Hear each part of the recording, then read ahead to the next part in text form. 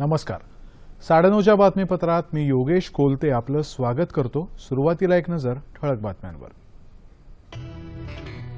दिल्लीत घडलेल्या निर्भया सामूहिक अत्याचार प्रकरणी 4ही दोषींची मृत्यूदंडाची शिक्षा सर्वोच्च न्यायालयाकडून कायम.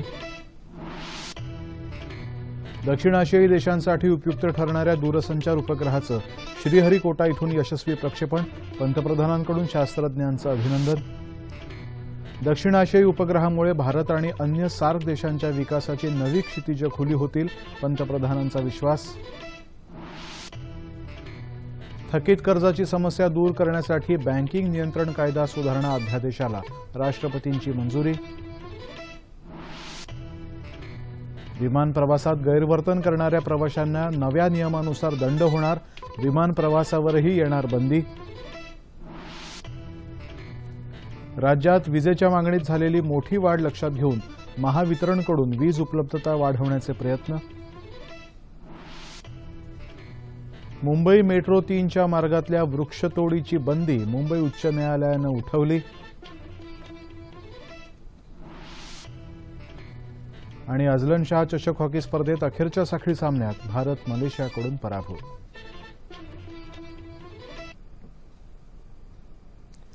दिल्लीत घडलेल्या निर्भया प्रकरणी आज सर्वोच्च न्यायालयानं सर्व 4ही दोषींची फाशीची शिक्षा कायम ठेवली. आरोपींना यापुढे दाद मागण्याचे सर्व दरवाजेही सर्वोच्च न्यायालयानं बंद केले आहेत. संपूर्ण देशाचं लक्ष या निकालाकडे लागलं होतं. दिल्लीमध्ये वैद्यकीय शिक्षण घेणाऱ्या एका विद्यार्थिनीवर सामूहिक बलात्कार करणारे मुकेश, अक्षय, पवन आणि विनय या 4 दोषींना मृत्यूदंडाची शिक्षा दिल्ली उच्च न्यायालयानं दिली होती. त्यावर आज सर्वोच्च न्यायालयानं शिक्कामोर्तब केलं. या प्रकरणाची सुनावणी सुरू असताना यातला एक आरोपी रामसिंग यानं कथित आत्महत्या केली, तर एका अल्पवयीन आरोपीनं बालसुधारगृहामध्ये 3 वर्षांची शिक्षा पूर्ण केली आहे.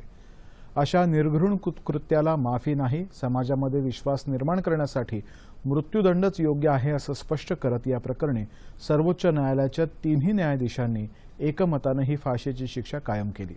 या निर्णयाचं स्वागत न्यायालयात उपस्थितांनी टाळ्या वाजवून केलं. मानवतेसाठी विकास आणि संवर्धन या दोन्ही गोष्टी एकमेकांच्या साथीनं झाल्या पाहिजेत अशा शब्दांमध्ये राष्ट्रपती प्रणव मुखर्जी यांनी शाश्वत विकासाचं महत्त्व अधोरेखित केलंय. देहरादून इथल्या इंदिरा गांधी राष्ट्रीय वन अकादमीत भारतीय वनसेवा उत्तीर्ण झालेल्या अधिकाऱ्यांना त्यांच्या हस्ते पदवी बहाल करण्यात आली. त्यावेळी राष्ट्रपती बोलत होते. विकास आणि संवर्धन यापैकी कोणता पर्याय मानव प्रगतीसाठी जास्त महत्त्वाचा आहे हा जगभर चर्चेचा विषय झालाय, परंतु सर्वसमावेशक विकास हेच त्यावरचं उत्तर आहे. पृथ्वी मातेकडे तिच्या अपत्यांची प्रत्येक गरज पुरवण्याचं सामर्थ्य आहे, मात्र कोणत्याही माणसाची हाव भागवण्याइतकी संपदा नाही, या महात्मा गांधीजींच्या वचनाचाही राष्ट्रपतींनी पुनरुच्चार केला. ऐतिहासिक अशा दक्षिण आशियाई उपग्रहाचं आज संध्याकाळी श्रीहरिकोटा इथल्या सतीश धवन अंतराळ केंद्रातून यशस्वी प्रक्षेपण झालं. नियोजित वेळी GSLV F9 हा इस्रोचा प्रक्षेपक उपग्रहाला घेऊन अंतराळात झेपावला. अफगाणिस्तान, बांगलादेश, भूतान, नेपाळ, श्रीलंका आणि मालदीव या भारताच्या 6 शेजारी देशांसाठी हा दूरसंचार उपग्रह उपयुक्त ठरणार आहे. दक्षिण आशियाई उपग्रहाचं प्रक्षेपण ही एक ऐतिहासिक घटना आहे.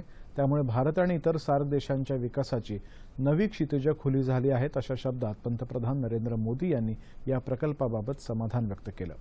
या उपग्रहाच्या यशस्वी प्रक्षेपणानंतर या 6 देशांच्या प्रमुखांसोबत पंतप्रधान मोदी यांनी व्हिडिओ कॉन्फरन्सिंगच्या माध्यमातून संपर्क साधला. इस्रोच्या वैज्ञानिकांचंही त्यांनी अभिनंदन केलं.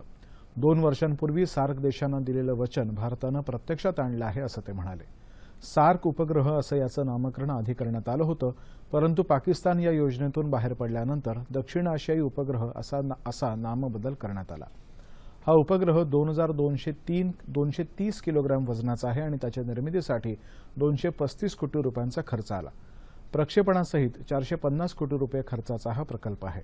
हा उपग्रह यापुढे 12 वर्ष कार्यरत राहण्याची अपेक्षा आहे.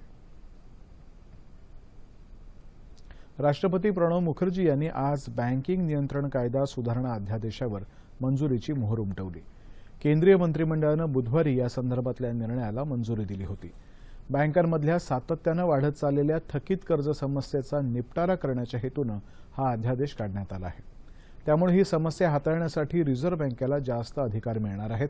गेल्या काही वर्षांमध्ये देशभरातल्या बँकांमधला थकीत कर्जाचा डोंगर वाढतच चाललाय आणि गेल्या वर्षी डिसेंबर अखेरपर्यंत त्यानं 6 लाख कोटी रुपयांचा टप्पा ओलांडलाय. देशाच्या अर्थव्यवस्थेच्या वाढीसाठी बँकांची स्थिती मजबूत असणं गरजेचं आहे, असं केंद्रीय वित्तमंत्री अरुण जेटली यांनी आज नवी दिल्लीत प्रसारमाध्यमांशी बोलताना स्पष्ट केलं. थकीत कर्ज वसूल व्हावीत यासाठी केंद्र सरकारनं यापूर्वीही काही निर्णय घेतले आहेत. हा अध्यादेश त्याचाच पुढचा भाग आहे. या अध्यादेशामुळे रिझर्व्ह बँकेच्या अधिकारांमध्ये वाढ झाली आहे. कर्जबुडव्यांशी चर्चा करून या समस्येवर उपाय शोधण्यासाठी आता रिझर्व्ह बँक बँकांना अधिक सक्षमपणे सांगू शकेल, असं जेटली म्हणाले. विमान प्रवासात गैरवर्तन करणाऱ्यांवरती कठोर शिक्षेची तरतूद असणारे नवे नियम नागरी हवाई वाहतूक मंत्रालयानं आज जाहीर केले. नागरी हवाई वाहतूक राज्यमंत्री जयंत सिन्हा यांनी आज नवी दिल्लीत एका पत्रकार परिषदेत यासंबंधी माहिती दिली. विमानातल्या बेशिस्त प्रवाशांना रोखण्यासाठी शिक्षेची 3 गटामध्ये विभागणी करण्यात आली आहे. या 3ही गटात वेगवेगळ्या दंडाची आकारणी करण्यात येईल. विमान प्रवासात गैरवर्तन करणाऱ्या प्रवाशांची एक वेगळी सूची तयार करण्यात येणार आहे. त्यांना विमान प्रवासावरती बंदीही घातली जाऊ शकेल.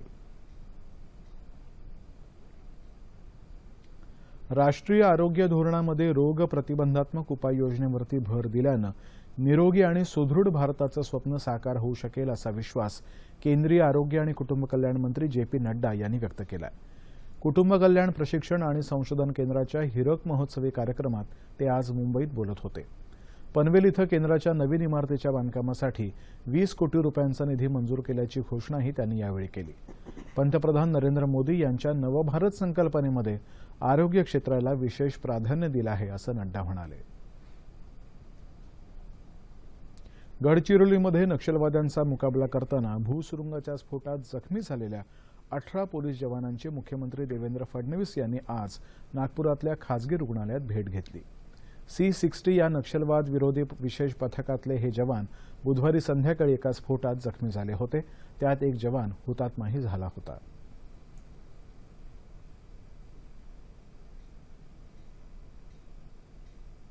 राज्यामध्ये विजेच्या मागणीमध्ये झालेली मोठी वाढ आणि वीज उपलब्धतेत झालेली घट यामुळे महावितरणनं राज्यामध्ये तात्पुरतं भारनियमन केलं आहे. मात्र वीज उपलब्धता वाढवण्यासाठी प्रयत्न चालू आहेत, असं महावितरणनं कळवलं आहे. महानिर्मिती आणि अदानी यांच्याकडून सुमारे 700 मेगावॅट इतकी अतिरिक्त वीज उपलब्ध झाली आहे. राज्यात मागच्या वर्षीच्या तुलनेत यंदा 2000 मेगावॅटनं विजेची मागणी वाढली आहे. विजेची मागणी आणि उपलब्धता यांचा मेळ घालून भारनियमन पूर्णपणे बंद करण्याचा प्रयत्न असल्याचंही महावितरणनं कळवलं आहे. सहकारी साखर संस्थांच्या सहनिर्मिती युनिटमध्ये तयार झालेली महागडी वीज विकत घेण्याचा राज्य सरकारचा सध्या तरी कोणताही प्रस्ताव नाही. त्यामुळे राज्यातली भारनियमनाची स्थिती अशीच कायम राहील अशी भीती नागरिकांकडून व्यक्त होत आहे.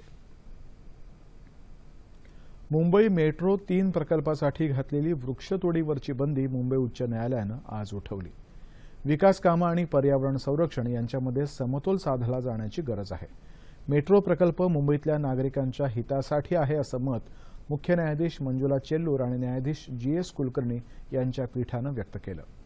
मेट्रोसाठी कापल्या जाणाऱ्या प्रत्येक झाडाच्या ठिकाणी एका झाडाची लागवड मेट्रो सेवा अस्तित्वात आल्यानंतर केली जाईल असं आश्वासन मेट्रो रेल कॉर्पोरेशननं दिलं आहे. हे आश्वासन पूर्ण होत आहे का यावर लक्ष ठेवण्यासाठी राज्य विधी सेवा सचिव आणि उच्च न्यायालयाचे उपनिबंधक यांची नियुक्ती न्यायालयानं केली.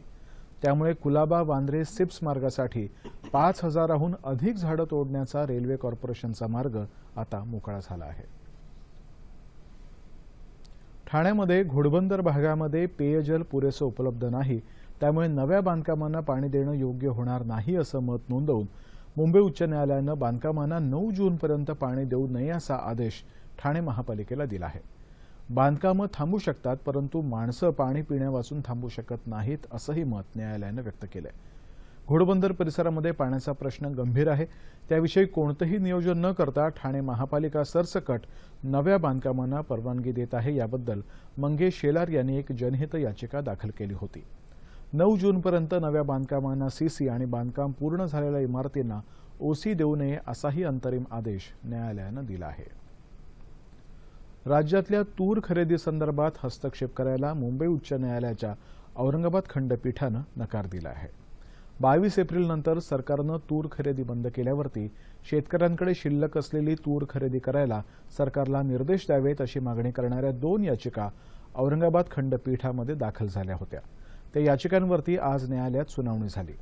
त्यावेळी राज्य आणि केंद्र सरकारनं पायाभूत सुविधांसंदर्भात शपथपत्र द्यावं असं न्यायालयानं सांगितलं। तसंच भाव पडणार नाहीत याचीही खबरदारी घ्यावी असे निर्देशही न्यायालयानं दिले। या संदर्भात पुढील सुनावणी 6 आठवड्यानं होणार आहे। मुंबई लातूर एक्सप्रेसचं बीदरपर्यंत झालेलं विस्तारीकरण कायमचं रद्द करावं या मागणीसाठी लातूर रेल्वे बचाव समितीनं आज पुकारलेल्या लातूर बंदला व्यापाऱ्यांनी चांगला प्रतिसाद दिला। रेल्वे प्रशासनानं आमच्या मागण्या मान्य केल्या नाही तर 9 मे रोजी रेल रोको आंदोलन करायचा इशाराही रेल्वे बचाव समितीच्या नेत्यांनी दिला आहे। ही गाडी लातूर उस्मानाबाद मुंबई अशी सुरू राहावी याच मागणीसाठी आज उस्मानाबादमध्येही बंद पुकारण्यात आला। सर्व राजकीय पक्षांसह विविध घटकांच्या संघटना या बंदमध्ये सहभागी झाल्या। या मागणीसाठी आज जिल्हाधिकारी कार्यालयावरती एक मोर्चाही काढण्यात आला।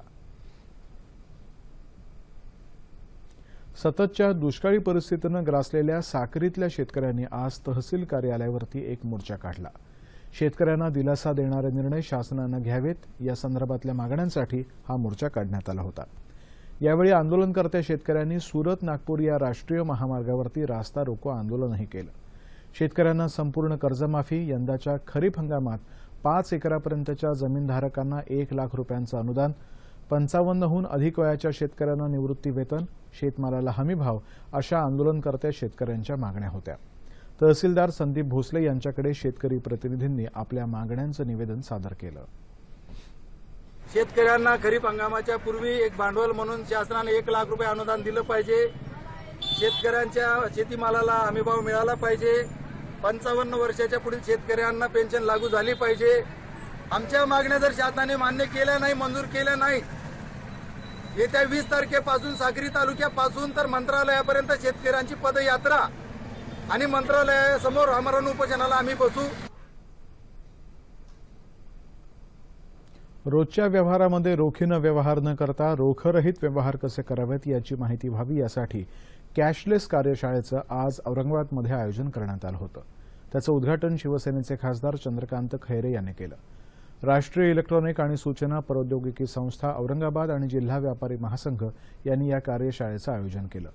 बँक ऑफ महाराष्ट्रमधल्या तज्ज्ञांनी या कार्यशाळेत डिजिटल पेमेंटविषयी मार्गदर्शन केलं।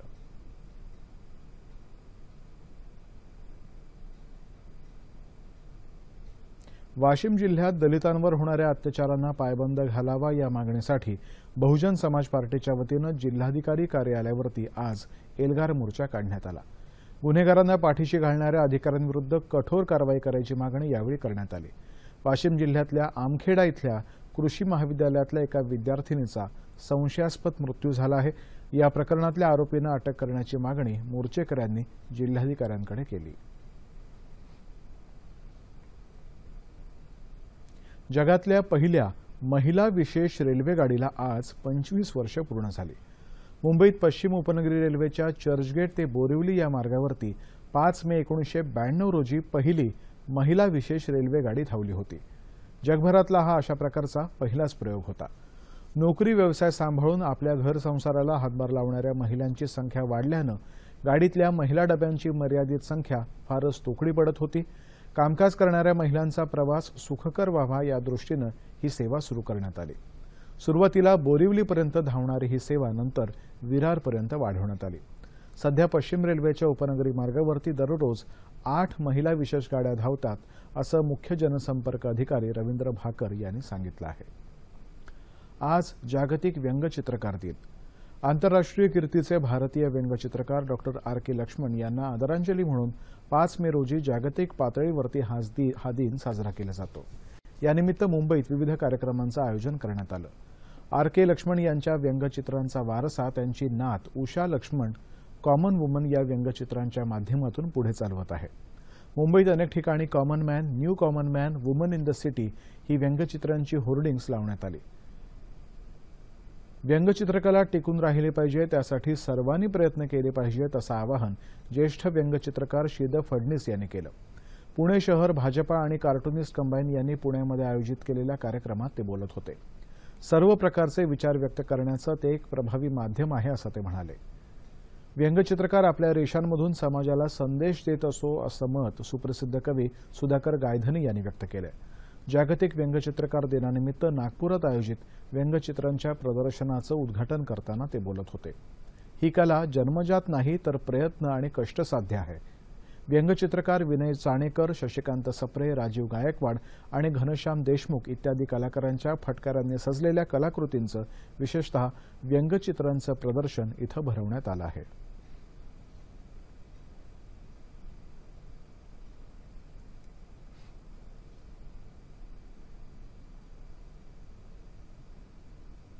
मलेशियातल्या इपो इथं सुरू असलेल्या अझलन शाह चषक हॉकी स्पर्धेमध्ये आज अखेरच्या साखळी सामन्यात भारताला मलेशियाकडून 0-1 असा पराभव पत्करावा लागला. या स्पर्धेच्या अंतिम फेरीतल्या प्रवेशासाठी भारताला या सामन्यामध्ये विजय मिळवणं आवश्यक होतं. मात्र आजच्या पराभवानं भारताच्या आशा फोल ठरल्या. अंतिम फेरीत आता ऑस्ट्रेलिया आणि ब्रिटन यांची गाठ पडेल.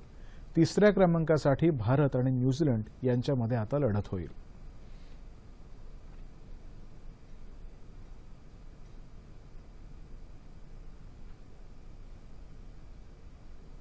आणि आता बातमी हवामानाची. राज्यातल्या काही भागात आजही पावसाच्या सरी पडल्या. सांगली जिल्ह्यामध्ये वादळी वाऱ्यासह पाऊस सुरू आहे. रत्नागिरी जिल्ह्यातल्या चिपळूण इथं आज तुरळक पाऊस झाला तर कोल्हापूर जिल्ह्यातल्या इचलकरंजी इथं वादळी वाऱ्यासह जोरदार पाऊस झाला. येत्या 24 तासांमध्ये दक्षिण मध्य महाराष्ट्र, मराठवाडा आणि विदर्भात तुरळक ठिकाणी पाऊस पडण्याची शक्यता आहे. उर्वरित राज्यातलं हवामान कोरडं राहील असा अंदाज हवामानशास्त्र विभागानं वर्तवला आहे. आणि आता राज्यातल्या प्रमुख शहरातलं तापमान अंश सेल्सिअसमध्ये. मुंबई कमाल 34 आणि किमान 25 अंश सेल्सिअस, नागपूर 44 आणि 25, पुणे 41 आणि 24, औरंगाबाद 41 आणि 26, नाशिक 41 आणि 24, कोल्हापूर 38 आणि 23, रत्नागिरी 33 आणि 25, सोलापूर 42 आणि 25 आणि अमरावती कमाल 43 आणि किमान 28 अंश सेल्सिअस. ठळक बातम्या पुन्हा एकदा. दिल्लीत घडलेल्या निर्भया सामूहिक अत्याचार प्रकरणी 4ही दोषींची मृत्यूदंडाची शिक्षा सर्वोच्च न्यायालयाकडून कायम. दक्षिण आशियाई देशांसाठी उपयुक्त ठरणाऱ्या दूरसंचार उपग्रहाचं श्रीहरिकोटा इथून यशस्वी प्रक्षेपण. पंतप्रधानांकडून शास्त्रज्ञांचं अभिनंदन. दक्षिण आशियाई उपग्रहामुळे भारत आणि अन्य सार्क देशांच्या विकासाची नवी क्षितिजं खुली होतील, पंतप्रधानांचा विश्वास. थकीत कर्जाची समस्या दूर करण्यासाठी बँकिंग नियंत्रण कायदा सुधारणा अध्यादेशाला राष्ट्रपतींची मंजुरी. विमान प्रवासात गैरवर्तन करणाऱ्या प्रवाशांना नव्या नियमानुसार दंड होणार. विमान प्रवासावरही येणार बंदी. राज्यात विजेच्या मागणीमध्ये झालेली मोठी वाढ लक्षात घेऊन महावितरणकडून वीज उपलब्धता वाढवण्याचे प्रयत्न. मुंबई मेट्रो 3च्या मार्गातल्या वृक्षतोडीची बंदी मुंबई उच्च न्यायालयानं उठवली. आणि अझलन शाह चषक हॉकी स्पर्धेत अखेरच्या साखळी सामन्यात भारत मलेशियाकडून पराभूत. याबरोबरच हे बातमीपत्र संपलं. पुन्हा भेटूया उद्या सकाळी 8:30 वाजता आपल्या सह्याद्री वाहिनीवर. नमस्कार.